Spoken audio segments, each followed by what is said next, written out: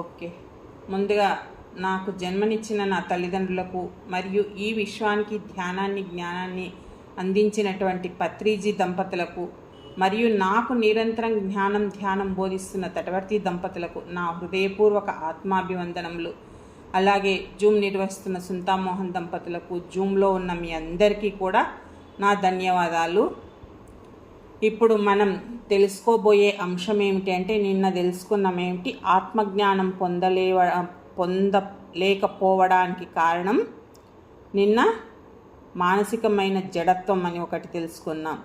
ఈరోజు రెండవ కారణం గురించి తెలుసుకుందాం. ఇదేంటి అంటే సంశయ చిత్తం. రెండవ కారణము సంశయ చిత్తము. సంశయము అంటే ప్రశ్నలు అడగడమే కాదు. మరి ఏంటి అంటే సత్యాన్ని తెలుసుకోవాలని జిజ్ఞాసతో ప్రశ్నించడం వేరు, ఏ విషయాన్ని అంగీకరించకుండా అనుమానంతో ఉండిపోవడం వేరు. మనం మామూలుగా సంశయం అనుకుంటే అదే అనుకుంటాం, ప్రశ్నించడమే అని అనుకుంటాం. కానీ ఆ ప్రశ్నలు కూడా ఆ సత్యాన్ని తెలుసుకోవాలి, ఏదైతే నిజం ఉందో ఆ నిజాన్ని తెలుసుకోవాలని ప్రశ్నించడం ఓకే. కానీ కొందరు ఉంటారు, కాలుకేస్తే మెడకేస్తారు, మెడకేస్తే కాలుకేస్తుంటారు. ఎన్ని సమాధానాలు చెప్పినా వాళ్ళకు అర్థం కాదు. ఇప్పుడు ఈ ఆధ్యాత్మిక మార్గంలోకి వచ్చిన వాళ్లకు ఇప్పుడు ప్రాపంచిక మార్గంలో ఉన్నవారికి ఈ ఆధ్యాత్మిక మార్గం గురించి చెప్తే అస్సలు వాళ్ళకు తెలియదు. ఏమంటారు, ఏదైనా చెప్పినా వాళ్ళు ఒప్పుకోరన్నమాట. ఇప్పుడు మనకి ఆధ్యాత్మిక మార్గంలోకి వచ్చిన తర్వాత మనకు తెలుసు, మన కర్మానుసారమే మన జీవితంలో ప్రతి ఒక్కటి జరుగుతుంది అని. నిన్న నిర్మలాంటి మన్మరాలు అడిగింది, ఏంటి దేశాన్ని వదిలిపెట్టి వేరే దేశంలో జాబ్ చేయడం దేశద్రోహము అని అన్నది కదా. ఇప్పుడు ఆధ్యాత్మిక మార్గంలో ఉన్న మనకైతే ఏం తెలుస్తుంది, వాళ్ళకు అక్కడ రుణం ఏదో ఉంది కాబట్టి అక్కడ వెళ్ళిండ్రు అంటే వాళ్ళ జీవిత ప్రణాళిక ప్రకారం వాళ్ళు నిర్ణయించుకొని వచ్చింటారు ఎక్కడెక్కడ జీవించాలి, ఎక్కడెక్కడ ఏది చెయ్యాలి అని. ఇది ప్రాపంచికంగా జీవించే వాళ్ళకి చెప్తే అర్థం కాదు. వాళ్ళ కర్మానుసారం పోయిండ్రు, వాళ్ళది ఎక్కడ ఏం చేయాలని ఉంటే అక్కడ. ఇప్పుడు మనము ఒక కిరాయిలే తీసుకొని ఉన్నాము. ఈరోజు కొన్ని రోజులు ఒక ఇంట్లో ఉంటాం. ఆ ఇంటికి మనం రుణం తీరిపోయింది అంటే ఇంకో ఇంటికి వెళ్తాం. మళ్ళీ ఎక్కడ రుణం ఉందో, ఎవరికి బాకీ ఉంటామో వాళ్లకు ఆ ఇంటికి తప్పనిసరిగా వెళ్తాం. ఏంటంటే ఇదంతా కూడా మన కర్మానుసారమే. కాబట్టి ఈ ఆధ్యాత్మిక మార్గం అనేది చెప్తే వాళ్లకు అర్థం కాదనమాట. అందుకే అనుమానంతో ఏ విషయాన్ని కూడా వాళ్ళు అంగీకరించరనమాట. ఇక సంశయ చిత్తము అంటే కనిపించని భగవంతుడు ఉన్నాడో లేదో తెలియదు. కనిపించని భగవంతుడు ఉన్నాడో లేదో తెలియదు. అలాంటప్పుడు ఆయన గురించి తెలుసుకోవలసిన అవసరం ఏముంది? కనిపిస్తున్న ప్రపంచమే సత్యం. ధనము సంపాదించుకొని హాయిగా ఉండవచ్చు కదా అని అనుకునే మనస్తత్వం. ఇలాంటి మనసున్నవారు బ్రహ్మజ్ఞానం వైపు అస్సలు అడుగు వెయ్యరనమాట.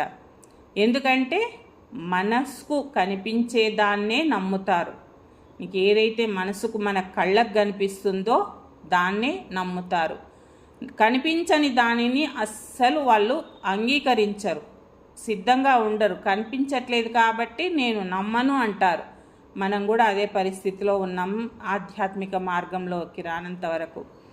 చాలామంది ఈ రోజుల్లో చాలామంది అంటుంటారంటే, దేవుడు ఉంటే చూపించు, అప్పుడు నమ్ముతాను. అడుగుతారు కదా, దేవుడు ఉన్నాడు అంటే. మనం ఇప్పుడు ఆత్మ గురించి చెప్తుంటే, ఇంతకుముందు ఆత్మ అంటే మనం ఏమనుకునే వాళ్ళము, దెయ్యంగా అనుకునేవాళ్ళం. ఈ మార్గంలోకి వచ్చిన తర్వాతే ఆత్మ అనేది తెలిసింది. అలాగే చాలామంది కూడా దేవుడు ఉన్నాడు అంటే ఎక్కడున్నాడు చూపిస్తే నమ్ముతా అంటారు. కానీ మన జీవితంలో ఎన్నో విషయాలకు కళ్ళకు కనిపించకపోయినా వాటి ఉనికి ద్వారా మనం వాటిని అంగీకరిస్తున్నాం. ఇప్పుడు గాలి ఉంది, గాలి కనిపిస్తుందా మనకి? అస్సలు కనిపించదు. కానీ చెట్ల యొక్క ఆకులు కదిలినప్పుడు మనకేం తెలుస్తుంది? గాలి ఉంది అనేది తెలుస్తుంది. మన శరీరానికి చల్లగా తగిలినప్పుడు కూడా ఆ స్పర్శ ద్వారా కూడా మనకు గాలి ఉంది అని తెలుస్తుంది. ఇంకా మనకు అర్థం కావడానికి చూడండి, ప్రస్తుతం ఉన్న ఉదాహరణనే తీసుకుందాం. ఏంటి, అందరి ఇళ్ళల్లో ఫోన్లు ఉంటాయి, అందరి ఇళ్ళల్లో చాలా మటుకు వైఫైలు ఉంటాయి. వైఫై అనేది మన కళ్ళకు కనిపిస్తుందా? అస్సలు కనిపించదు. కానీ మనం కనుక మొబైల్కు కనెక్ట్ చేసుకుంటే ఏమొస్తాయి? వీడియోస్ వస్తాయి, ఇంటర్నెట్ కాల్స్ చేసుకోవచ్చు, ఎన్ని విధాలుగానో ఉపయోగించవచ్చు. మరి ఎవరికైనా వైఫై కనిపిస్తుందా అని మనం అడిగినామనుకోండి, వాళ్ళు ఏం చేస్తారు? మనల్ని చూసి నవ్వుతారు. ఏంది ఇలా అడుగుతుంది, అదేమన్నా కనిపించే వస్తువా అని. అలాగే పరమాత్మ కూడా కళ్ళకు కనిపించకపోయినా, ఆ పరమాత్మను ఈ కళ్ళతో చూడకపోయినా, ఈ సృష్టి నడుస్తున్న విధానాన్ని, జీవుల్లో ఉన్న చైతన్యాన్ని, ప్రకృతి యొక్క అద్భుతమైన పద్ధతిని చూసి ఆ పరమాత్మ శక్తి ఉందని ఆలోచించడమే విచారణకు మొదటి అడుగు. అంటే మన కళ్ళకి ఆ పరమాత్మ కనిపిస్తాడా? ఎక్కడ కనిపించాడు? కానీ ఈ సృష్టిలో ప్రతిదీ కూడా ఆయన ఆధారంతోనే నడుస్తున్నాయన్నమాట. అందుకని అలా ఆలోచన రావడమే మొదటి అడుగు అన్నమాట. ఈ సృష్టిలో జీవులన్నీ జీవిస్తున్నాయి అంటే ఏంటి? వాటిలో అంతర్యామిగా ఎవరున్నారు? ఆత్మరూపంలో భగవంతుడు ఉన్నాడు కాబట్టే అవన్నీ జీవిస్తున్నాయి. ఇప్పుడు ఒక మన మానవ శరీరాన్నే తీసుకుందాం ఉదాహరణగా. ప్రాణం ఉన్నంత వరకే, అంటే ఈ ఆత్మ ఉన్నంత వరకే ఈ శరీరం ఏంటి? మాట్లాడుతుంది, నడుస్తుంది, ఆలోచిస్తుంది, ఏదైనా చేస్తుంది. ఒకవేళ ఈ శరీరంలోంచి ఈ ఆత్మ కనుక తప్పుకుంటే ఏమవుతుంది? ఆ శరీరము ఏ పని చెయ్యలేదు, నడవలేదు, అట్లీస్ట్ ఈ చిటికన వేలు కూడా కదపలేదు. మరి శరీరం చూస్తే అలాగే ఉంది. తొలుత ఎలా ఉందో, అంటే ఆ ఆత్మ ఉన్నప్పుడు ఎలా ఉందో ఇప్పుడు కూడా అలాగే ఉంది. అయినా కానీ కదపలేదు. కళ్ళు ఉన్నాయి, గుండె ఉంది, అన్నీ ఉన్నాయి. కానీ ఆత్మ లేకపోవడం. అప్పుడే మనకు మొదలవుతుంది ఏమని? శరీరాన్ని నడిపించే, అంటే ఈ విచారణ వచ్చిన వాళ్లకు మొదలవుతుంది ఏంటి? శరీరాన్ని నడిపించే ఆ చైతన్యం ఏమిటి? ఈ శరీరాన్ని నడిపించే చైతన్యం ఏమిటి అని తెలుసుకోవాలనే తపనే ఆధ్యాత్మికతకు ప్రారంభం అన్నమాట. చూడండి, మనకు అర్థం కావడానికి ఒక పెద్ద మామిడి చెట్టు చూస్తాం. ఆ పెద్ద మామిడి చెట్టుకి ఏముంటాయి? కొమ్మలు ఉంటాయి, ఆకులు ఉంటాయి, రెమ్మలు ఉంటాయి, పళ్ళు ఉంటాయి, కాయలు ఉంటాయి, అన్నీ కనిపిస్తాయి. మరి ఆ చెట్టు నిలబడాలి అంటే దేని ఆధారంగా నిలబడుతుంది? కనిపించని వేర్ల ఆధారంగా నిలబడుతుంది. మనకు వేర్లు కనిపిస్తాయా? అవి భూముల్లో ఎంతో లోతుల్లోకి ఉంటాయి. కనిపించట్లేదని మరి వేర్లు లేవు అని చెప్పగలమా? లేము. అస్సలు ఒప్పుకోం కూడా మనమే. ఏంటి మరి? ఆ కనిపించని వేర్లే ఆ చెట్టుకు ఆధారం అన్నమాట. అలాగే మనకు కనిపిస్తున్న ఈ సృష్టికి కనిపించని పరమాత్మే ఆధారమని మనకు గురువులు బోధిస్తున్నారు.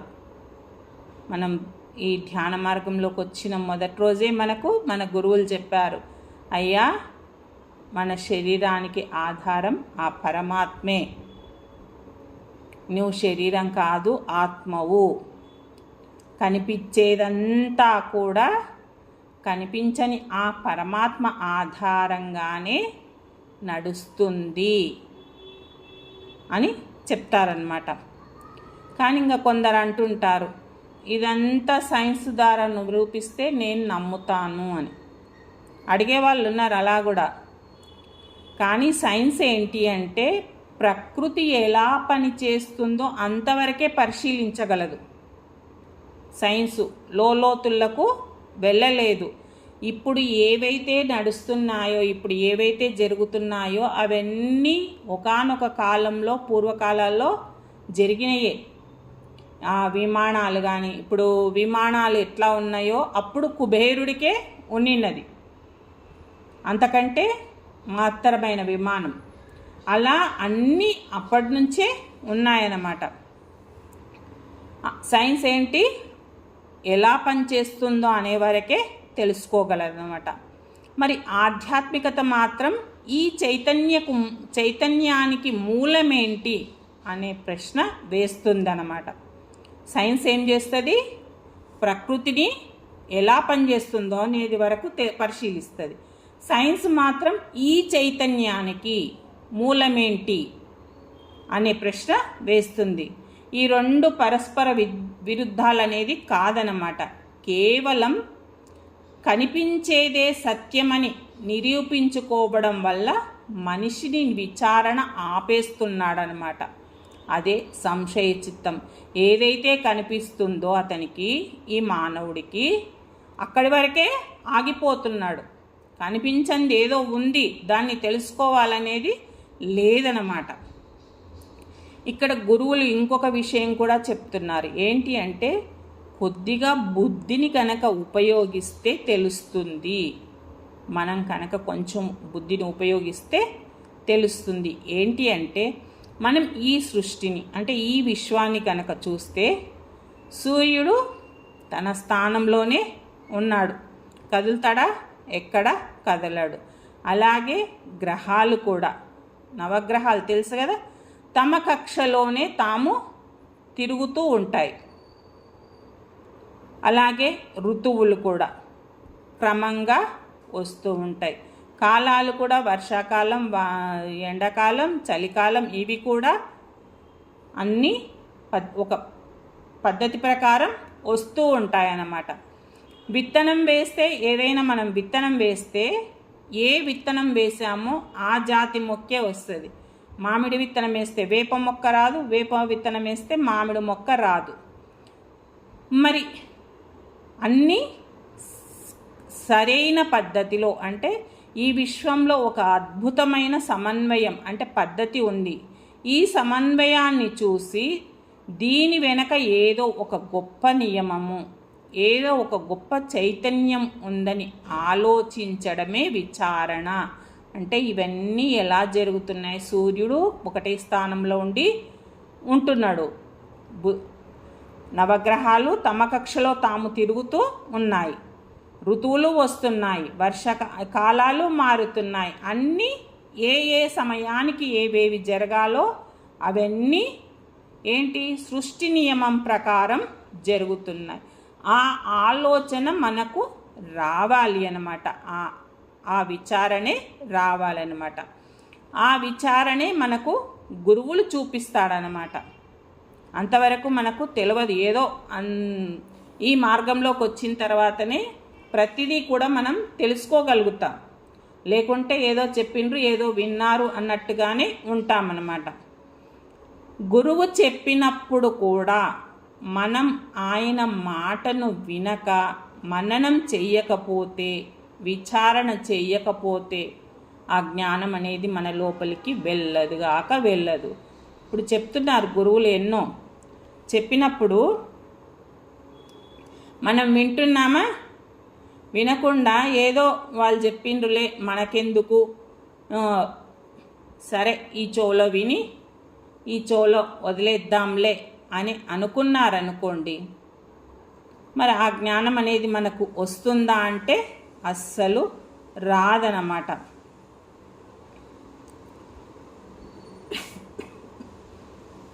ఇక్కడ ఒక చిన్న ఉదాహరణ చూద్దాం. ఏంటి అంటే,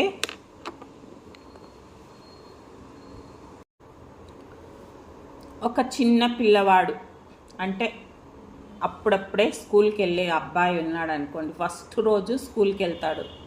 స్కూల్కి వెళ్ళినప్పుడు టీచర్ విషయాలు బోధిస్తూ ఉంటుంది. విషయాలు బోధించినప్పుడు ఆ విషయాలను ఇది నిజం కాదు, టీచర్ చెప్పేదంతా అబద్ధమే అని అనుకున్నాడే అనుకోండి, అబ్బాయి ఏమైనా నేర్చుకోగలుగుతాడా? అస్సలు నేర్చుకోలేడు, ఏమీ నేర్చుకోలేడు. కానీ అదే కొంత విశ్వాసంతో విని తర్వాత చదివితే అనుభవంతో నేర్చుకుంటాడు. ఇప్పుడు మనకు కూడా ఎన్నో చెప్తుంటారు గురువులు. మనకి కొంచెం డౌట్ ఉందనుకోండి, పుస్తకాలు చదవాలి. పుస్తకాలు చదివితే క్లారిటీ వచ్చేస్తుంది. వాళ్ళు చెప్పిందే నమ్మమని ఎక్కడ చెప్పరన్నమాట. ఈ ఆధ్యాత్మిక మార్గంలో అయినా, ప్రాపంచిక మార్గంలో అయినా, ఏ మార్గంలో అయినా గురువులు చెప్పిన దాన్ని గుడ్డిగా నమ్మమని ఎవ్వరూ చెప్పరు. నీవు విచారణ చేయాలి.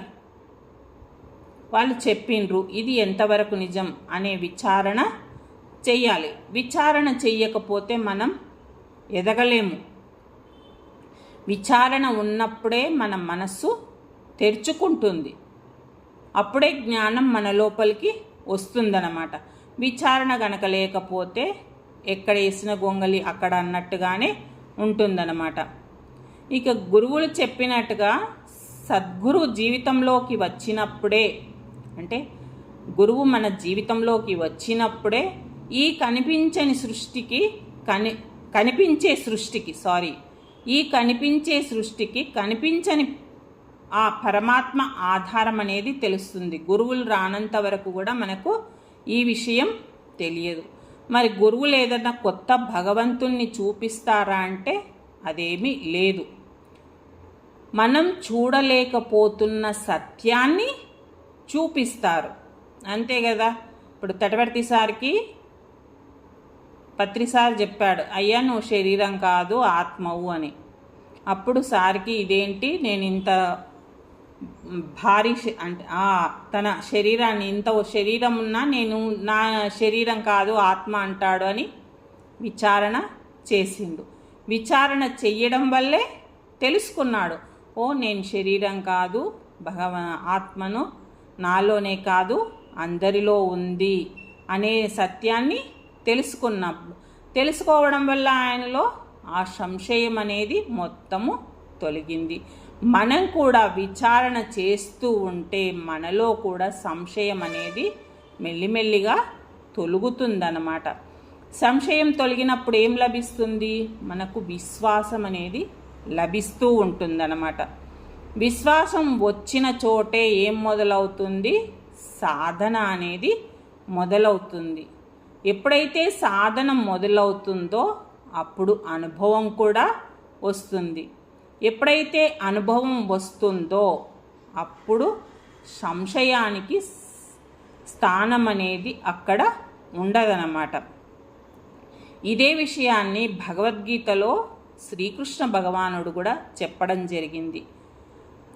జ్ఞానయోగం 4వ అధ్యాయం 40వ శ్లోకం, సంశయాత్మ వినశ్యతి అని. అంటే ఎప్పుడూ సంశయంలోనే ఉండే మనిషి ఏ మార్గంలోనూ ముందుకు వెళ్ళలేడు. అతనికి ఈ లోకంలోనూ శాంతి ఉండదు, ఇక ఆధ్యాత్మిక పురోగతి ఉండదు. కాబట్టి సంశయాన్ని విచారణతో తొలగించాలి. విచారణ సాధనతో బలపరచాలి. సాధనను గురుకృపతో కొనసాగించాలి. అంటే ఎప్పుడు కూడా సంశయాలు ఉన్న మనిషి ఏ మార్గంలో అయినా, నువ్వు ఇప్పుడు ఒక మార్గం ఎంచుకొని దాంట్లో వెళ్దామని పోతే ఓకే, పోయినప్పుడు నువ్వు అడుగడుగున నీకు ప్రశ్నలే వేసుకుంటా, సంశయించుకుంటా, ఇది కరెక్టా, ఇది కాదా, ఇది చెయ్యొచ్చా, ఇది చెయ్యలేదా, వీళ్ళు నాకు కరెక్ట్ చేస్తున్నారా లేదా, ఇలా సంశయాలు పెట్టుకుంటూ ఉంటే కనుక నువ్వు ఏ మార్గంలో కూడా ముందుకు వెళ్ళలేవన్నమాట. అలాంటి వాళ్ళు ఈ లోకంలో శాంతిగా ఉండలేరు. ఇక ఆధ్యాత్మికంగా అస్సలు ఎదగలేరు. మనకు గురువులు చెప్తున్నారు, ఈరోజు ఈ గురువు మాట విని, రేపు ఇంకో గురువు మాట విని, ఇంకో రోజు ఇంకో గురువు మాట విని, ఇలా వింటూ ఉంటే ఏమన్నా ముందుకు ఎదుగుతారా? నువ్వు ఎవరినైనా సరే ఒక గురువును పట్టుకొని వాళ్ళు చెప్పేది వింటూ ఉంటే ఆ మార్గంలో ముందుకు వెళ్ళగలుగుతావన్నమాట. అలా వెళ్ళినప్పుడే మనం ఆ సంశయాన్ని, మనకు వచ్చే సంశయాలను విచారణతో తొలగించుకోవాలి. ఇప్పుడు గురువులు చెప్తున్నారు, ఇది ఎంతవరకు అనేది కొంచెం విచారణ అనేది ఉండాలి. ఎప్పుడైతే విచారణ చేస్తామో, విచారణ చేస్తూ ఉంటే మన సాధన కూడా, మనం చేసేది కూడా బలపడుతుందన్నమాట. దీనికి తోడు గురుకృప కూడా ఉంటుంది. అంటే మనం కరెక్ట్ సరి అయిన వేలో ఉన్నప్పుడు మన గురువులు కూడా మనకు దారి చూపిస్తారన్నమాట. అందుకే గురువులు చెప్పినట్టు సంశయ చిత్తం ఉన్నవారికి బ్రహ్మజ్ఞానం దూరంగానే ఉంటుంది. ఈ సంశయ చిత్తం ఉన్న వాళ్ళకి ఆత్మజ్ఞానం, బ్రహ్మజ్ఞానం అస్సలు అందదట.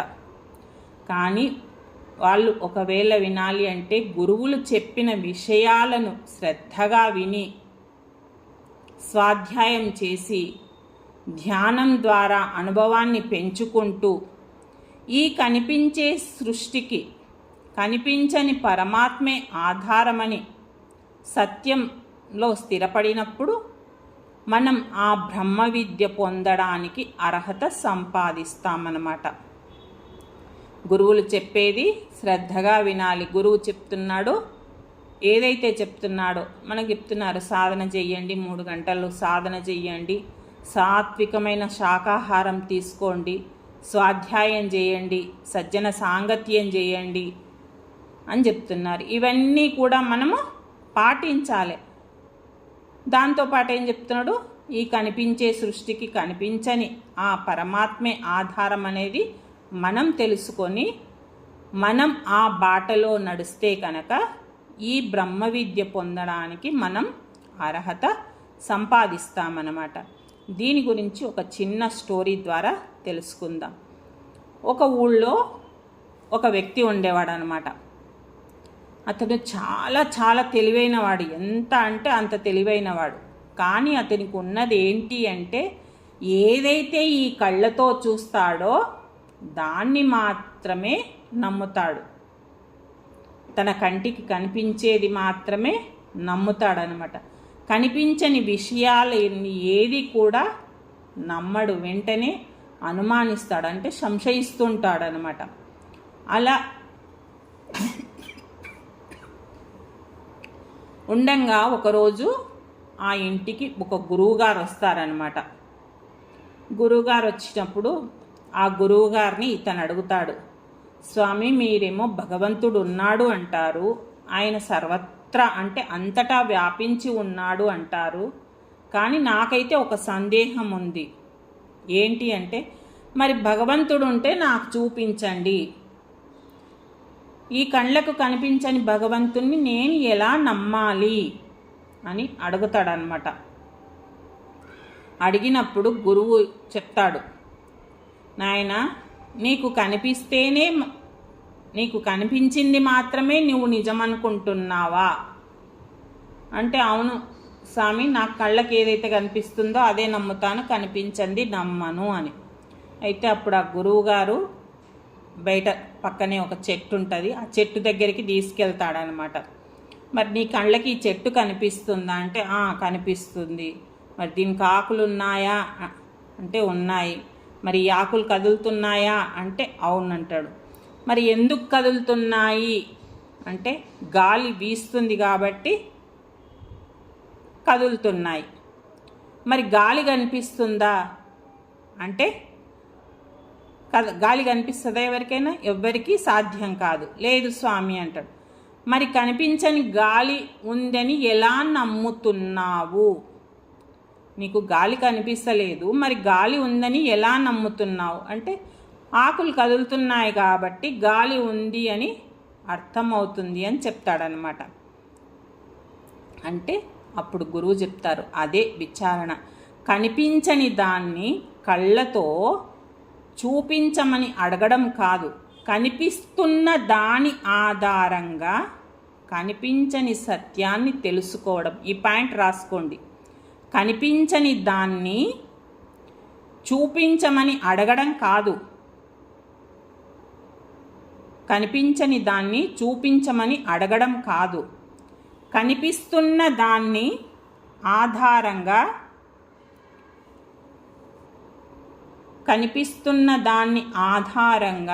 కనిపించని సత్యాన్ని తెలుసుకోవడం.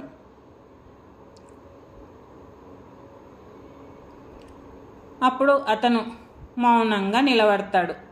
ఓహో అని మళ్ళీ ఓ ప్రశ్న వేస్తాడు గురుగారు. ఏమని?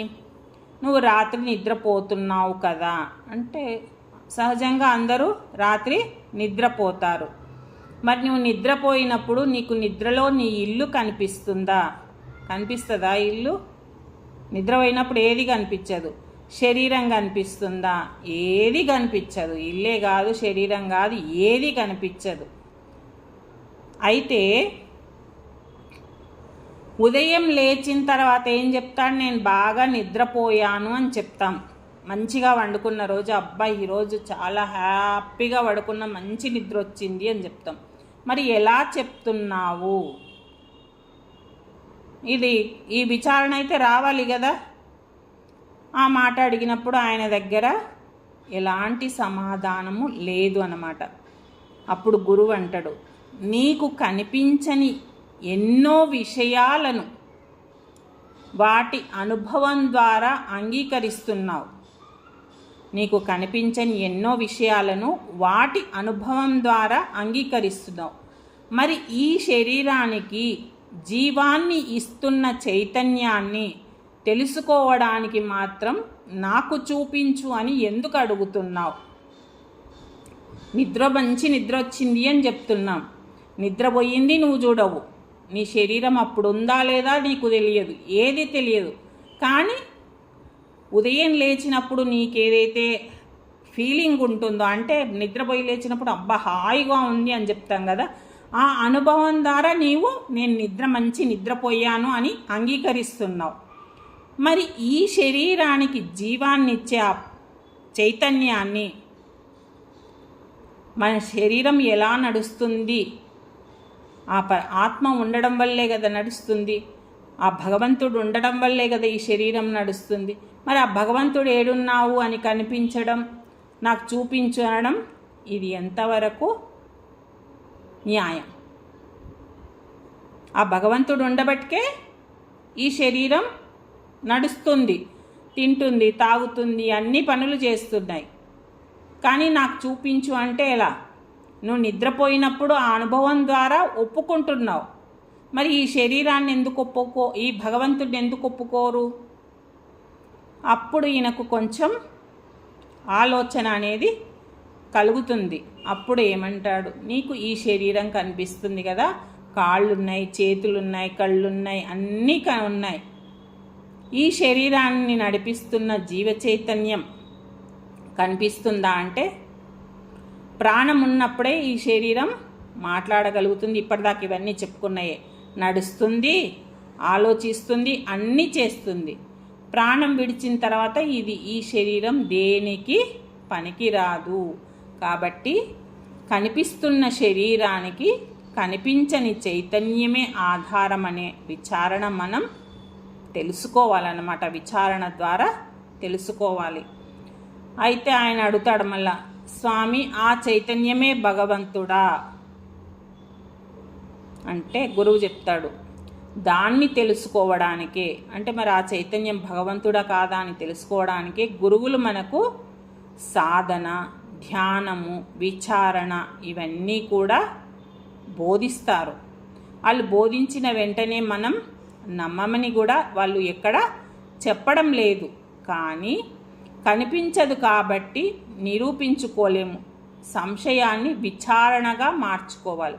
మనకు కనిపిస్తలేదు అనే సంశయం మనకుంది కాబట్టి మనం విచారణ చేసుకోవాలన్నమాట. అప్పుడు ఆయనకి ఓహో విచారణ అనేది ముఖ్యము అనేది బలంగా నాటుకుంటుంది. ఆ రోజు నుంచి గురువుగారు చెప్పిన ధ్యానం చేయడం ప్రారంభిస్తాడనమాట. మొదట్లో ఆయనకు మనకొచ్చినట్టే ఎన్నో ఆలోచనలు, ఎన్నో సందేహాలు వచ్చినాయి. ఇది నిజమేనా, తనకి ఏదైనా అనుభవం వస్తే ఇది కరెక్టేనా, నిజానికి భగవంతుడు ఉన్నాడా, ఈ చంచలమైన మనస్సు కదా ఇది పరుగులు పెడుతూ ఉంటుంది, ఇటు అటు అటు ఇటు, ఇలా ఎన్నో వస్తూ ఉంటాయి. కానీ అవన్నీ కూడా పక్కకు పెట్టి వాటిని పట్టుకొని కూర్చోలే, పక్కకు పెట్టేసి గురువు చెప్పిన విషయాలనే శ్రద్ధగా అధ్యయనం చేశాడు, ధ్యానం చేశాడు, విచారణ చేశాడు, స్వాధ్యాయం చేశాడు. ఇవన్నీ చేస్తూ ఉన్నాడనమాట. కొన్ని రోజులకు మళ్ళీ గురువును కలిసి నా సందేహాలన్నీ అయితే ఒక్కసారి పోలేదు, కానీ ఒక మార్పు అయితే వచ్చింది. ఇంతకుముందు నా సందేహము నాకు సత్యంగా కనిపించేది, తనకి ఏదైతే కనిపించిందో అదే సత్యం అనుకున్నాడనమాట. కానీ ఇప్పుడు నా సందేహాన్ని, తనకు వస్తున్న సందేహాలను కూడా నేను పరిశీలిస్తున్నాను, నాకు తెలియనిది లేదు అని చెప్పడం తప్పు అనేది అర్థమయ్యింది అని చెప్తాడు. అంటే ఇప్పుడు మనకి దేని గురించి అయితే తెలియనప్పుడు దాని గురించి నాకు తెలియదు అనుకోవడం, చెప్పడం ఓకే, కానీ అదే లేదు అని చెప్పడం తప్పు అన్నమాట. ఇలా ఆయన నేర్చుకుంటాడనమాట. ఇంకా మనం ధ్యానులం ఏం చెయ్యాలి అంటే, ఈతనిలాగానే భగవంతుడు ఉన్నాడా, మనకు కూడా ఎన్నో క్వశ్చన్స్ వస్తాయి కదా, నాకు చూపించు, ఆత్మ అంటే ఏమిటి, నాకు అనుభవాలు రాలేదు, ఇలాంటి క్వశ్చన్స్ మనం కూడా ఎన్నో అడుగుతాం గురువులను. అంటే ప్రశ్నించడం తప్పు కాదు, ప్రశ్నించిన వెంటనే అది లేదు అని నిర్ణయించుకోవడమే సంశయ చిత్తం అన్నమాట. మనకి ఎన్ని ప్రశ్నలు వచ్చినా ప్రశ్నలు అడగవచ్చు, కానీ చెప్పింది వినాలి, దానికి విచారణ చెయ్యాలి అన్నమాట. మళ్ళీ గురువులు చెప్పినప్పుడు దాన్ని గుడ్డిగా నమ్మాలని కూడా కాదు, మొదట శ్రద్ధగా మనం దానిని వినాలి, విని స్వాధ్యాయం చేయాలి, విచారణ చెయ్యాలి. అవి చేసినప్పుడే మనలో ఉన్న సంశయం అనేది మెల్లిమెల్లిగా తగ్గుతూ మనలో స్పష్టత వస్తుందన్నమాట. ఇక్కడ మనం ఒక విషయం గుర్తుపెట్టుకోవాలి, ఏంటి అంటే సంశయం మనల్ని ఆపకూడదు. ఇది రాసుకోండి, సంశయం మనల్ని ఆపకూడదు, సంశయం మనల్ని విచారణ వైపు నడిపించాలి. ఈ సంశయం అనేది మనకి ఏదైనా వచ్చింది సంశయం, మనం అక్కడే ఆగిపోకూడదు. మరి ఎలా అంటే విచారణ ద్వారా మనం ముందుకు వెళ్ళాలి అన్నమాట. అందుకని ఈ కనిపించే ప్రపంచానికి కనిపించని పరమాత్మే ఆధారమనే గురుబోధను మనం శ్రద్ధగా స్వీకరించి సాధన ద్వారా దానిని తెలుసుకోవడానికి ప్రయత్నించినప్పుడే మనం ఈ సంశయ చిత్తము నుంచి స్థిర చిత్తం వైపు ప్రయాణం ప్రారంభిస్తామన్నమాట. ఇవన్నీ గురువు చెప్పినవన్నీ కూడా ఆచరణలో ఉన్నప్పుడే సంశయ చిత్తము నుంచి స్థిర చిత్తము వైపు ప్రయాణిస్తామన్నమాట. నాకు తెలియదు అని చెప్పడం తప్పు కాదు, కానీ తెలియదు కాబట్టి అది లేదు అంటే నీకు దీని గురించి తెలియనప్పుడు అది లేదు అనేది సంశయ చిత్తం అన్నమాట. నీకేదైతే తెలియదో దాని గురించి నువ్వు విచారణ చేసి తెలుసుకోవాలన్నమాట. అలా తెలుసుకోవాలనే విచారణ రావడమే జిజ్ఞాస అన్నమాట. ఆ జిజ్ఞాసను ఏం చేయాలి, మనం సాధనగా మార్చుకోవడమే ఈ ఆధ్యాత్మిక ప్రయాణం అన్నమాట. ఓకే ఫ్రెండ్స్, మీ విలువైన సమయాన్ని ఇచ్చినందుకు మీ అందరికీ ధన్యవాదాలు. Thank you.